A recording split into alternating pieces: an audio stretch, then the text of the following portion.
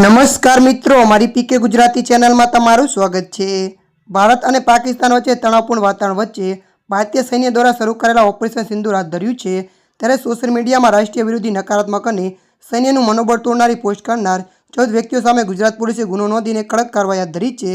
ભારત પાકિસ્તાન વચ્ચે તણાવભરી સ્થિતિ સર્જાઈ છે, ત્યારે ગુજરાત પોલીસની ઇન્ટેલિજન્સ શાખા અને સોશિયલ મીડિયા મોનિટરિંગ યુનિટ દ્વારા બાજ નજર રાખવામાં આવી રહી છે।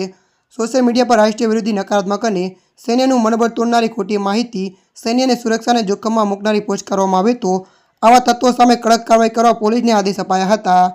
ત્યારે મિત્રો વધુ જણાવી દઈએ કે 14 વ્યક્તિઓ સામે ગુજરાત પોલીસે ગુનો નોંધીને કડક કાર્યવાહી હાથ ધરી હતી।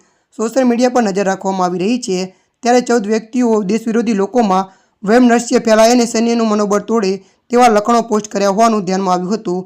આ બધા વ્યક્તિ વિરુદ્ધ પોલીસ ફરિયાદ નોંધાઈ છે। ત્યારે મિત્રો હાલ માટે આટલું, મળીશું નવી અપડેટ સાથે। જો તમને અમારો વિડીયો પસંદ આવે, લાઇક, શેર અને સબસ્ક્રાઈબ કરી નાખજો। ધન્યવાદ।